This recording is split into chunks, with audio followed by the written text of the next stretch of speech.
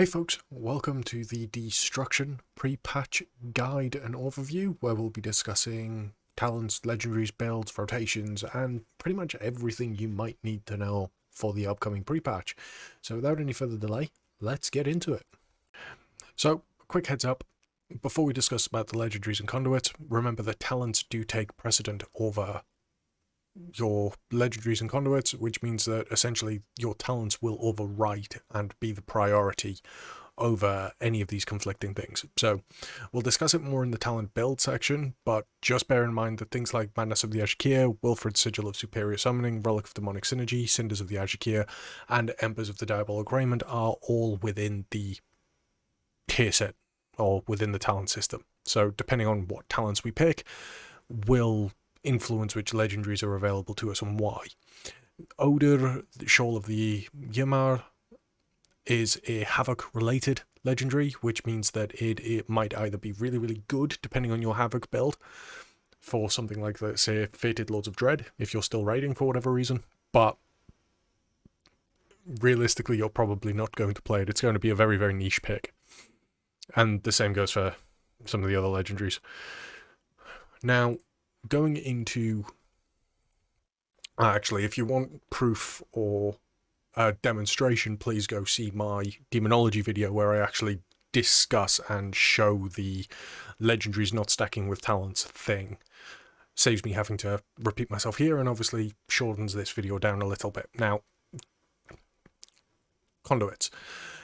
For those of you that are new to Warlock or alting a Warlock, don't worry about conduits if you can't be tuned to get them. These will not be moving forward with us. This is obviously a Soulbind only progression thing, but in terms of the pre-patch, having things like Infernal Brand, although Infernal Brand is a talent, by having it as a conduit, it means we can go the other talent path, and again, something we'll discuss during the build video. Same with Ashen Remains, allows for a little bit of deviancy because again, that is another talent. However, Combusting Engine, Duplicitous Havoc and Soul Eater, a little bit less so. Duplicitous Havoc in particular, Havoc just transfers 10% more damage. Really nice for your cleave fights and kind of further adds to Destruction's cleave to target situation, which is quite nice. However, I'm not sure how Duplicitous Havoc is going to interact with Pandemonium. And Pandemonium we'll get to shortly. But first things first, let's get into a quick rundown of the class talents, and then we'll get into the meat and potatoes of the video itself. So, going into the class tree, much like the Demonology and Affliction videos, you kind of have this, and this is going to be your default for the most part. There are a few points where you will have an option to flex. This final point at the moment is in either Inquisitor's Gaze, Summon Soulkeeper, Fell Synergy, or Teachings of the Black Harvest, depending on what you're after. Summon Soulkeeper or Inquisitor's Gaze is just raw damage. They are undertuned and underperforming a little bit, but it is immediate damage. Fell Synergy, Soul Leech also heals you for 25% and your pet for 50% of the absorption it grants. So this is essentially a heal over time that we have passively with our 2 points in Demon Skin and Soul Leech just regenerating on its own. So it's quite nice for survivability, and alternatively Teachings of the Black Harvest as a Destruction Warlock gives you a little bit of additional utility based on the pet that you're using. An Imp Singe, a successful Singe magic will grant DR. Voidwalker reduces the cooldown of Shadow Bulwark, which is its extra health. Fell Hunter reduces the cooldown of its Purge by 5 seconds. This is quite nice for dungeons where you want to be purging a little bit more frequently. Unfortunately, it doesn't affect the kick, but can't have it both ways.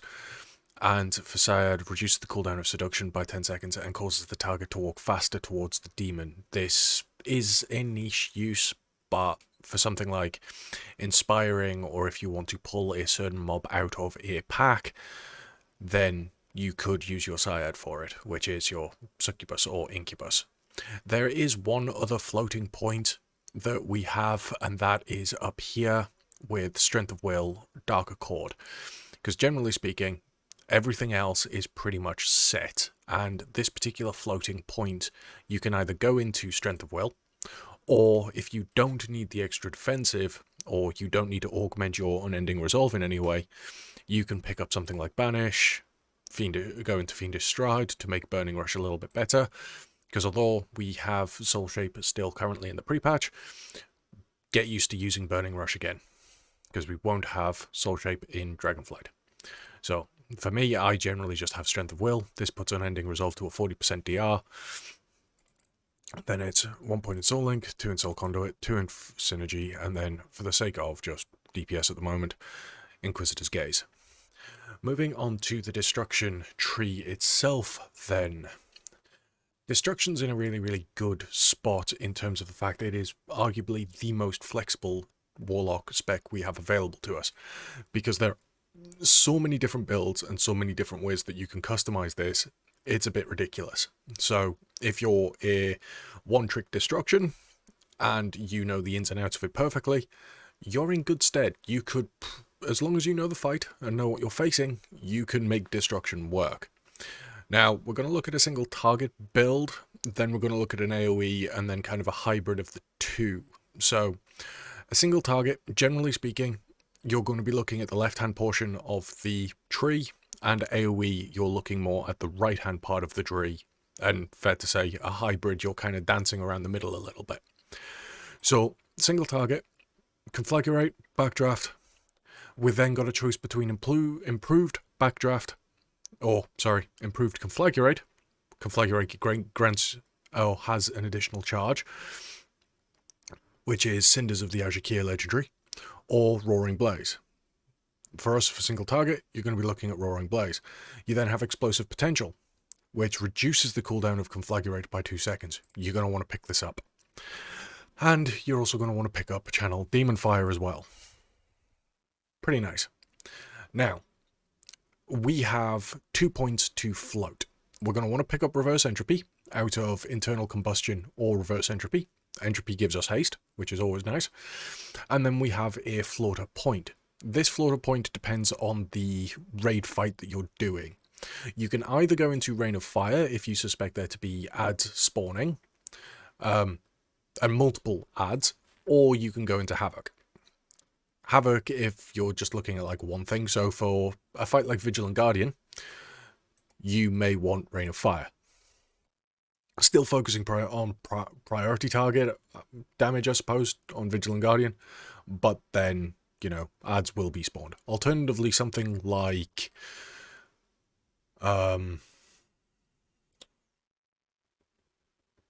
Houndmaster in Castle Nathra, because remembering all the raids are fated now. Havoc.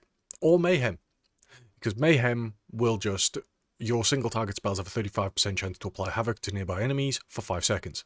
It's not as good as Havoc in terms of predictable damage, but if RNG favors you, you could keep a Havoc rolling for a considerable amount of time. For the sake of arguments, we'll go into Rain of Fire, because we'll discuss Havoc and a Havoc build when we get to that middle ground section. So, we're going to want to pick up Soulfire. Soulfire deals a considerable amount of damage and applies Immolate. It's also really good for jump-starting our damage on a pre-pull, because we can precast this rather than precasting Incinerate into a Conflagrate, or into a Cataclysm and things like that. So this is pretty nice, because Cataclysm is over in this AoE section. So we'll discuss that ball of tricks when we get there. Underneath Soulfire, you have Decimation. So your Incinerating Conflagrate casts on targets that have 50% health or less to reduce the cooldown of Soulfire by 5 seconds. Now, Soulfire has a 45-second cooldown baseline, so once you get past that 50% health mark, being able to cast Soulfire more often, applying Immolate through it, and doing a decent amount of damage while generating a shard, because remember, it does generate a shard, and it is affected by Backdraft, so you can get some pretty quick Soulfires out. Pretty nice. Underneath that, you have Ruin. Increases the damage of Conflagrate, Channel Demon Fire, Shadow Burn, and Soulfire by 10% per rank. So 20%. So you're going to want that, because we want to buff the damage of Soulfire. It also buffs the damage of Channel Demon Fire. Now, we have 8 points before we break into this final tier row. So we have a few options. Now, you can go further into Channel Demon Fire, or if you really want to, you can come down the Shadowburn into Conflagration and Chaos section. Now, because of the way Shadowburn works, the only time you're likely to want to pick this will be if you're running a fight that has lots of small adds spawning randomly, and you can make use of Shadowburn granting its soul shard back, as long as it within the target dies. So essentially shard sniping, which is fine because it then feeds into Conflagration of Chaos, where your Conflagration and Shadowburn have a 25 or 50% chance to guarantee the next cast of the ability to critically strike, and increases the damage of your critical strike chance. So this is very much your shard sniping. The more you cast Shadowburn, the more damage it does, to the point where you're just like constantly critting with it. But for general single target, whether it be Skorlex, Shriekwing, whatever, Raging Demon Fire. This then opens us up into Flashpoint. Now, we're going to want to take Flashpoint. For those of you that remember in BFA, Flashpoint was really strong. When you immolate, deals periodic damage to targets above 80% health. You gain 4% haste per stack for 10 seconds, and it stacks up to 3 times. So that's 12% haste at the start of a fight, which means that on pull, if you're bloodlusting, you have Flashpoint, you might be the PI target or whatever, you're going to be going burr. You are going to be a turret. And it does really nice. This is further augmented when we start getting into like AoE and if any adds spawn. So if you're really quick to apply your immolate, very nice. This then opens up Eradication, and we also can pick up Ashen Remains to finish off. So we have Eradication like normal, and Ashen Remains, which was a conduit, but is now a talent. So if you want to put the 2 points somewhere else, you could, because we can still make use of the conduit. But generally speaking, this is how you're going to flesh things out. Now we have a choice, because we have 5 points remaining. And there's not entirely a right way or a wrong way to do this. It very much depends on how you want to play this. Bearing in mind that we do have access to Wilfred's still as a legendary, which is down here. You can play Summon Infernal. Infernal Brand is a conduit, so I'd go Crashing Chaos. And then pick Reign of Chaos itself. This means that, especially during the burst window, when you have your Flashpoint, your Bloodlust, maybe your PI, your Infernal doing its Infernal Brand damage, Immolate, having some fun, you've got Reign of Chaos, and you become a Chaos Bolt casting turret, because Crashing Chaos causes the Summon Infernal reduces the soul shard cost of your next 6 casts of Chaos Bolt, Shadowburn, or Rain of Fire by 1. This means that all your Chaos Bolt casts are going to cost 1 shard. Yeah. And then you've just got Rain of Chaos. So every shard you spend has a 15% chance to summon an additional Infernal that lasts 8 seconds. Your burst goes burr. And obviously because you're spending all those shards, Wilfred's is kicking in as a legendary, which is quite nice. Which then leaves us the 1 point. Now, Diabolic Embers. Incinerate now generates 100% additional soul shard fragments. This just kind of feeds into things, and you end up with this build here, which is quite nice. An alternative build that you can run puts us in this territory. Now, unfortunately, we don't have access to Reign of Chaos, but we still have our big Infernal and Infernal Brand through the conduit system. But by going down this tree, or this section of the tree, we actually retain our 2 and 4 set bonus that we currently have as our tier set. So you have Ritual of Ruin. So every 10 soul shards grants Ritual of Ruin, making your next Chaos Bolt and Rain of Fire cost no soul shards and have its cast time reduced by 50%. Master Ritualist, this reduces the Ritual of Ruin requirement for soul shards by 5. So it becomes every 5 soul shards you spend.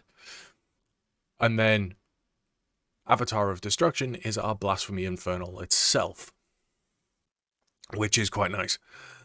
Generally speaking, though, you'll be picking this up potentially more for the AoE side of things, because remember, that's like every second rain of fire you'll be summoning a Blasphemy Infernal, whereas this particular build will obviously be much more single target centric, because you're looking at like that burst window, and whether or not you're using Madness of the Ajikir legendary and affecting your Chaos Bolts so they just generally hit harder, or Wilfred's will defend on the fight and where you want your damage profile to sit. Do you want it to be a 2-minute profile, or do you want it to be a 3-minute profile?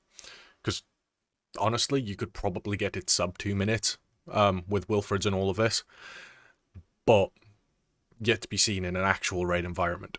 So, single target build, not too shabby. So, going into the rotation then, we obviously have Soulfire, so we're going to want to go into that to start precast. We obviously have Flashpoint, and we are using Dreamweaver, so we're going to try and keep an eye on our haste to start, and obviously bear in mind that PI and Bloodlust will make this a little bit faster. So, Soulfire into a Conflagrate, drop the Infernal, then I want a Soulfire.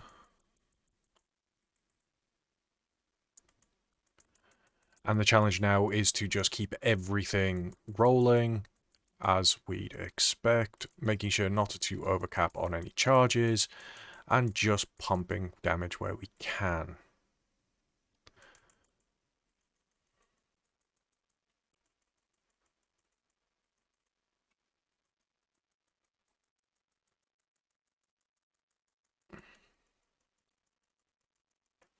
And as you can see, the damage peaked at low 30s, and it's not too bad in terms of its overall damage. And if we were to play Wilfred, we'd be getting our Infernal back a little bit faster. Obviously remembering to use Soulfire for its shard generation as well, which is always quite nice. But all in all, it's a very smooth rotation, and it's rather enjoyable to play with, and you should get the hang of it fairly quickly. Now let's move on to the AoE discussion. Going into the AoE portion then, we're obviously going to want to make sure that we have Rain of Fire. This leads into Pyrogenics, so while enemies are afflicted by your Rain of Fire, they take 5% increased damage from your fire spells, which immolate, Incinerate, and Rain of Fire itself. Now, we're going to want to take Reverse Entropy, that goes without saying, because we want the haste. And then we have a few options. Now, some guides will have you pick up Havoc, Cry Havoc, and your improved Immolate, along with Inferno. This particular build gives you a range of DPS based on your AoE stack count. So if you have 3 or more targets, you're going to be sitting in your Rain of Fire territory. If you only have 2 targets and it's a cleave situation, you're going to be making the full use of Havoc. Kind of gives you a bit more leeway.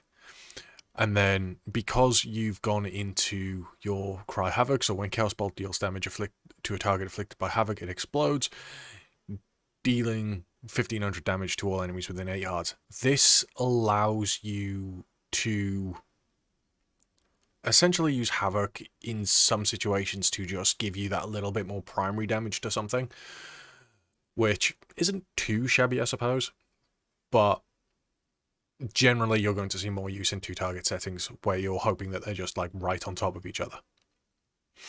You could use Pandemonium, which increases the duration of Havoc by 3 seconds, which, when you go into rolling Havoc, is quite nice, because each of the time your spells are duplicated from Havoc, gain 2% increased damage for 5 seconds, stacking up to 5 times. Nice 10% damage increase. For those of you that remember, rolling Havoc used to be really, really strong, especially when paired with its follow-up trait, Flashpoint. Now, for an actual AoE, we're going to want Fire and Brimstone. Incinerate now cleaves, and then Scalding Flames increases the damage of our Immolate by 25% 2 stacks. Then Ashen Remains, Chaos Bolt and Incinerate deal 10% increased damage to all targets affected by Immolate. So you can see that we've kind of got this synergy between Immolate, Incinerate, both kind of amping each other's damage, which is where, depending on your pull cadence, you may actually prefer to see something like Cataclysm over Inferno, because you can mass apply your Immolate, Pyrogenics, with a Rain of Fire, everything's taking 5% increased damage anyway, and then you're also incinerating onto the target. Now, a build like this would then enable you to pick up Ritual of Ruin. Every 10 shards spent, it's supposed to be 15 shards spent, and it becomes 10 shards when you pick up Master Ritualist. Avatar of Destruction is your Blasphemy Infernal. This is basically just your 2-set, 4-set Warlock tier gear that we've been using throughout the entire Season 3 and Season 4. Burn to Ashes is an alternative if you don't mind having a 15 shard cost, so that's every 5 Rain of Fires. You can have Burn to Ashes, so your Chaos Bolt and Rain of Fire increase the damage of your next 2 Incinerates by 30%, stacking up to 4 times. Pair this with something like Backdraft, Avatar of Destruction, you can end up in this situation where you're getting very fast and very heavy hitting Incinerates out.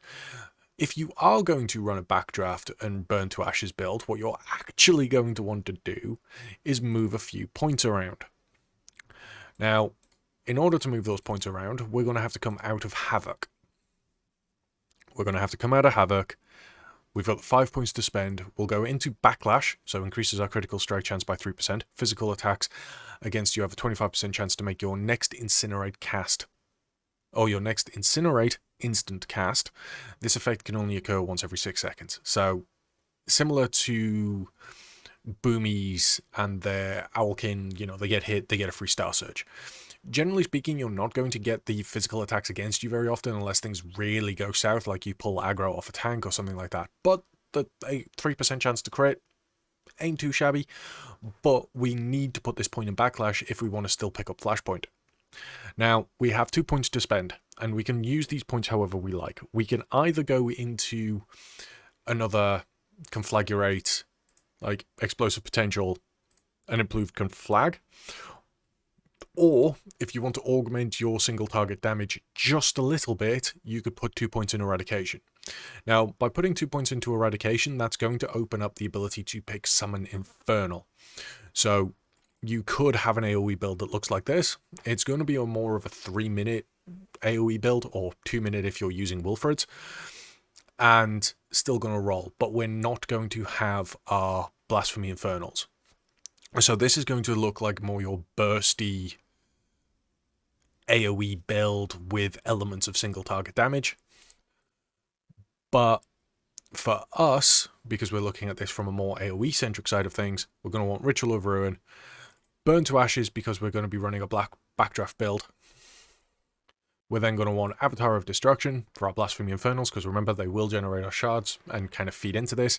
And then we have 1 point to spend, which goes into Diabolic Embers.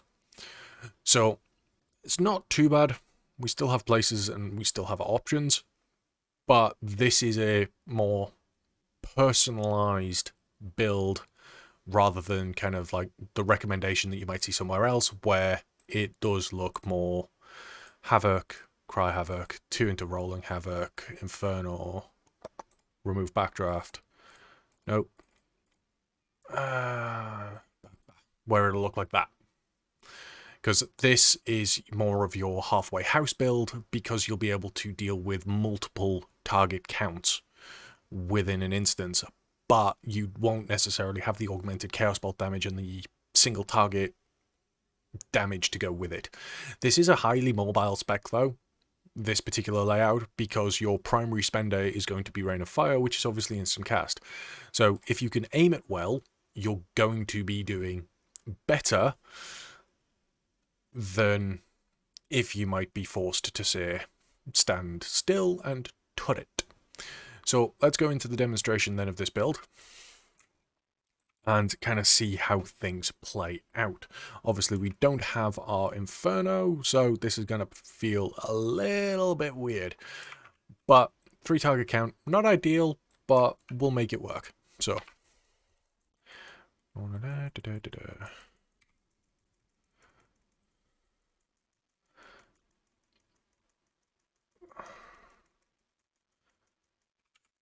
going to want to apply our immolates to everything. we're now going to want to drop our Rain of Fires kind of in the middle.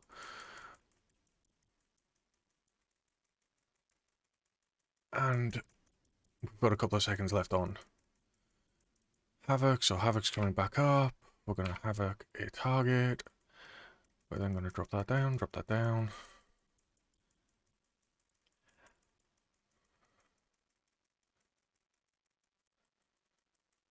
And it's not too bad. We're getting our 5 stacks and we're getting our Havoc rolling, so we are getting the increased damage from it. Reverse Entropy's proccing quite nicely, and our shards aren't too bad in terms of generation. It's a little bit clumsy to play because we obviously don't have our big Infernal to help kind of funnel everything in as we're used to, but we can still make it work, and obviously this is something that will scale nicely with increased target counts.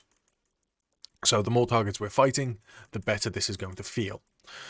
All in all though, ain't too bad, and we'll get the hang of it fairly quickly. As I say, the benefit of destruction is the fact that we can have a tool for everything. So let's go into a little bit more of a halfway house, or if we want to play something a little bit more unique, shall we say. Now, a more unique build, and this is very much kind of your 2-target, potentially loads of dread type build, is something like this.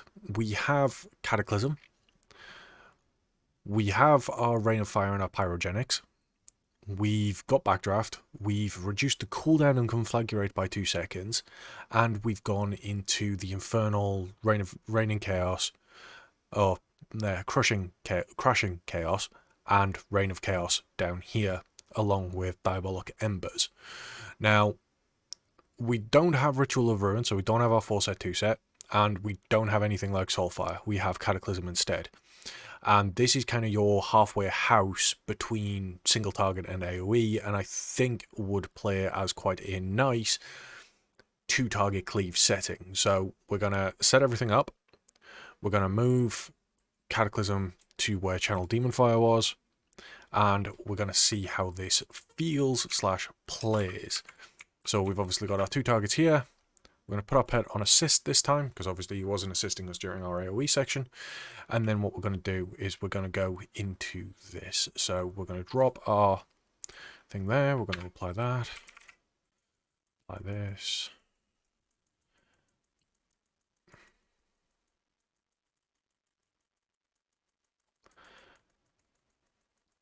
And you can see that we're doing pretty nice. It burst for nearly 50k. We've got things rolling still. We've obviously got 10 seconds left until Havoc comes out. But we want to maintain our Immolates. We don't want those dropping off like an idiot. Havoc's about to come back up. We're going to...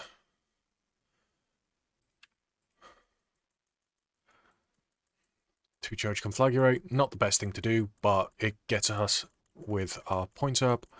We've now got our 5-stack for rolling Havoc.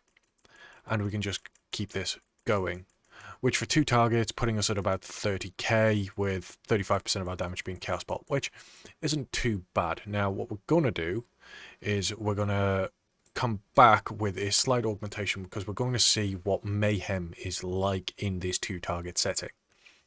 So, we've changed the talents to Mayhem and Pandemonium. Pandemonium increases Mayhem's chance to trigger, so it's a 35% chance rather than 25%. And although it applies Havoc for a shorter duration, meaning that it's going to be difficult to get rolling Havoc to its full stacks, I'm hoping that if you have 2 targets really close together like this, we're going to see a lot more procs of it within a shorter space of time, netting us a greater uptime overall, even if we can't necessarily control that uptime. So let's get into it. We're obviously going to start with a Cataclysm, go into a Soul Rot, and we already have our first proc.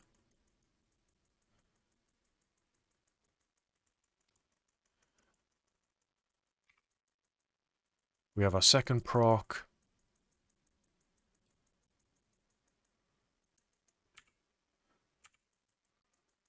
Third proc. Fourth proc. And you can kind of see this, over the course of the fight, this is going to net us more Havoc uptime than if we were to go without. So if we stop it there for a second, stop the fight, and pull this up, you can see that we've had a fight of about 40 seconds. So we'll actually say 50. We'll say 50 as the fight timer.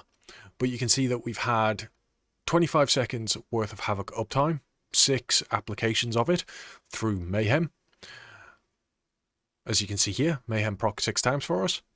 But if we go back to the previous fight, if I can find it, is that it? Nope. 32. No. I will find it.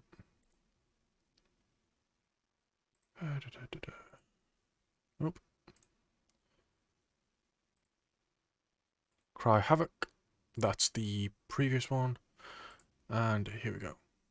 Okay, there we are. Right, find it at last. So if we go into this, this was a 90-second fight, but you can see that our Havoc uptime was 23 seconds, and we only got 2 applications of it. Now, obviously, having Mayhem over Havoc normally does give us an element of RNG. We can't necessarily control when Havoc comes up, which detrimentally affects how we can plan for rolling Havoc itself. However, this is where you, as we say, we start getting into that fight flexibility. So something like Lords of Dread, for instance, where there is a definitive damage increase during the swarms, Havoc is going to be potentially better if you're looking at capitalizing on burst damage. However, if you're looking at, so for visual aid, having a build like this where we have Havoc and Cry Havoc along with our Summon Infernal, you are very much hoping to feed into a burst window, a burst cleave window, and being able to maximize that, especially if the targets are stacked. Alternatively, if you were to run Pandemonium, Mayhem, drop the Infernal, and go with Ritual of Ruin and Blasphemy, you're looking at having a much more AoE-centric but consistent build where you're just doing your single target damage, but your AoE comes naturally, or your cleave comes naturally, and you don't really have to worry about it. But again, this kind of goes back to what I was saying about Destruction being a really flexible spec, and if you know what you're fighting and how you want to fight it, Destruction's got the answers for it. It might not be a clear-cut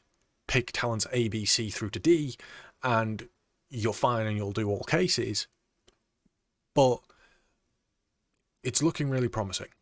And with that, I hope this video has helped you guys and you kind of have a little bit more of an understanding of the pre-patch for Dragonflight. If you do have any questions, feel free to comment below and let me know. And hopefully I'll see you all gameside in the coming weeks as we prepare for Dragonflight and we cover the last couple of tweaks here and there for things like gearing timeline and stuff. In the meantime though, hope you all have a wonderful day and I'll see you all later. Ta-da!